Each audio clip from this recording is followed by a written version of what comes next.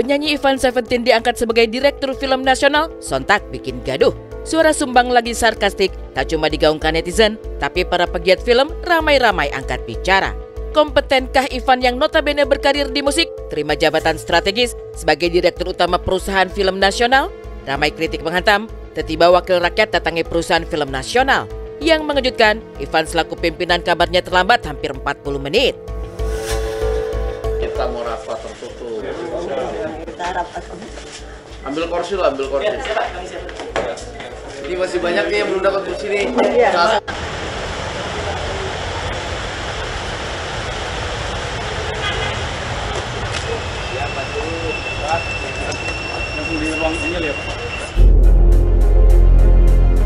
Sontak saja, kabar Ivan terlambat saat disidak makin bikin netizen gencar lancarkan serangan. Tak sedikit yang menilai ini jadi presiden buruk untuk Ivan di hari awal sebagai Direktur Utama Perusahaan Film Nasional. Lantas, apa pembelaan diri Ivan ketika kantornya tiba disidak? Sebenarnya ini bentuk perhatian ya, sudah sekian lama loh. Maksudnya gini, jangan sampai yang disorot ini kayak, oh ini bentuknya sidak, oh ini semua direksi telat gitu. Karena maksudnya begini, teman-teman direksi ini dari kemarin seharian terhitung efektif sebenarnya kita ini baru kerja hari ke 2 hari sebenarnya.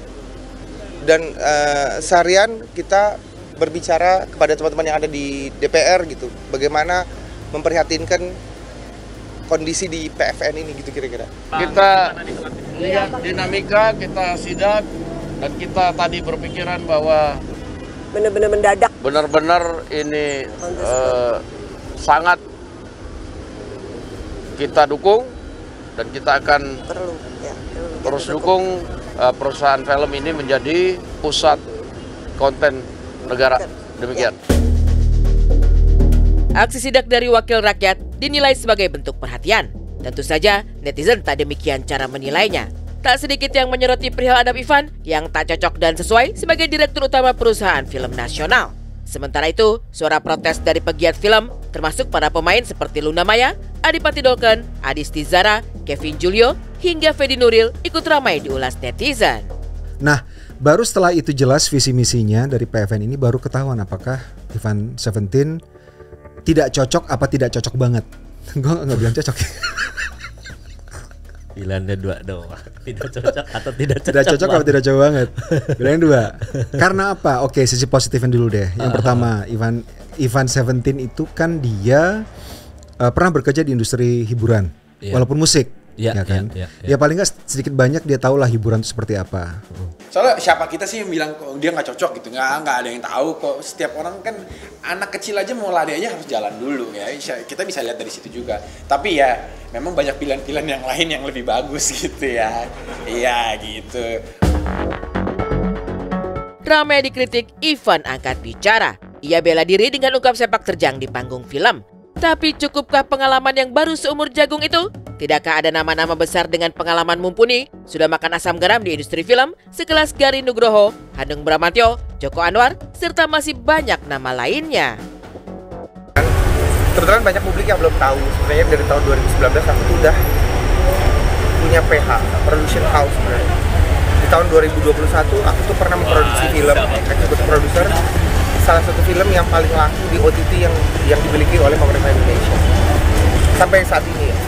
Terus di 2020 kita juga produksi, saya juga sebagai executive producer memproduksi sebuah film, salah satu film namanya Film Kemarin. Jadi terus sampai saat ini juga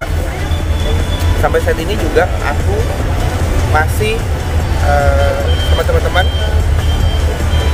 itu masih aktif di production house.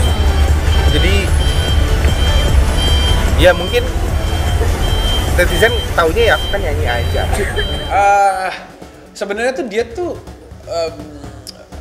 yang film dan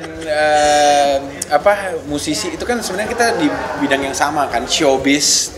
Ya mungkin semua orang tuh bisa belajar kan, dan dia itu juga sempat main film kok, tapi memang filmnya kurang bagus kali ya, nggak tahu kenapa. Tapi maksudnya pasti ada pertimbangannya lah kenapa dia akhirnya dipilih. Apalagi orang yang belum cukup pengalaman bekerja di industri film ya. Ivan Seventeen kan memang punya beberapa kredit terlibat di pembuatan film. Misalnya ada film dokumenter yang kemarin ya kalau nggak salah, yang tsunami. Dia juga sebagai eksekutif produser dan produser katanya. Tapi ada satu lagi gue lupa apa. Tapi it's not enough. Dan Joko Anwar memang belak-belakan menilai Ivan Seventeen sama sekali tidak cocok untuk jabatan tersebut. Alasan yang diungkap tentu jelas, Ivan tak punya pengalaman panjang di industri film. Sisi yang negatifnya adalah yang pertama, harus dipahami bahwa produksi film atau perusahaan yang menangani film, apakah itu produksi, distribusi, manajemen film, in general itu adalah sesuatu yang sangat kompleks banget. Jadi industri film, bahkan gue sekarang sudah hampir lebih dari 20 tahun gue di film, gue masih buram, masih belum ngeraba. Dan orang yang sudah punya pengalaman puluhan tahun bekerja di film, di industri film, bukan cuma di Indonesia, bahkan misalnya di Amerika yang industri film sangat luar biasa maju, nggak bisa juga dipastikan mereka paham film. Contohnya mereka juga masih bikin film yang flop nggak laku gitu. Netizen keras lontarkan kritik, para pegiat film pun demikian. Toh Ivan Seventeen tetap percaya diri emban tanggung jawab yang dipercayakan. Di sisi lain, wakil rakyat yang telah lihat langsung kondisi perusahaan film nasional yang jauh dari kata layak, bahkan tahu banyak hidup enggan mati tak mau, siap kembalikan kejayaan PFN. Ini memang kondisinya apa adanya seperti ini, tapi ini sudah juga diperbaiki dan jadi ini sedikit-sedikit kita renov Pak, kalau kita punya uang, tapi atasnya masih apa adanya banget Pak. Tahun berapa ini? Ini sekitar 80-90-an sih Pak. Oh, penamaan. Jadi di kantor operasionalnya PFN dalam pembuatan film. Jadi Kami concern dengan pimpinan dan anggota Komisi 6 untuk meminta kepada pemerintah dalam hal ini untuk membantu memajukan agar industri kreatif, industri film di Indonesia menjadi bangkit. Ini kita bersyukur banget setelah puluhan tahun, bahkan kita belum pernah diberikan ruang audiensi RDP di komisi, di DPR.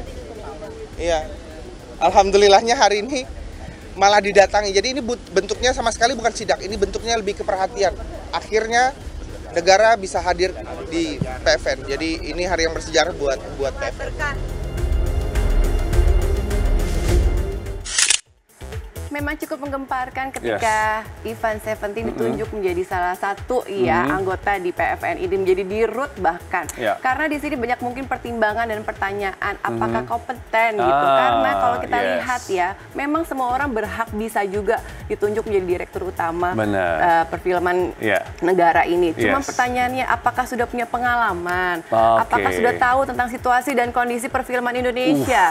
Ya kan? Karena dua hal penting yang aku lihat di sini. Selain pengalaman, bagaimana dengan akuntabilitasnya gitu kan? Apakah dia punya mengetahui? Karena ini sangat-sangat dibilang kayak gampang, nggak gampang juga, sangat sulit gitu ya. Apalagi perfilman kita lagi berkembang-berkembangnya, lagi booming-boomingnya. Jadi karena banyak sekali kalau kita lihat yang sudah berpengalaman puluhan tahun, udah mengetahui asam garam perfilman. Kenapa nggak mereka saja yang sudah tahu gitu? Itu ya. Atau mungkin kalau kita melihat dari salah satu sisinya adalah ketika Ivan Seventeen ini berkata juga sudah punya PH juga ya. Dari tahun 2000-an juga sudah ada 2019 gitu. Tepatnya. Ya 2019 gitu ya. Nah atau mungkin tapi netizen lebih fokus kepada dia nyanyi. Karena gitu kalau misalnya kita lebih jago nyanyi walaupun pernah main film atau produksi film, orang tuh lebih ngeliatnya kita sebagai penyanyi. Itu dia. Oke, karena sudah ditunjuk, kita lihat saja gimana kinerjanya. Mungkin harus banyak belajar lagi. Sekarang gengnya mungkin bukan cuma musisi tapi juga orang-orang di perfilman ya. Cakep sekali.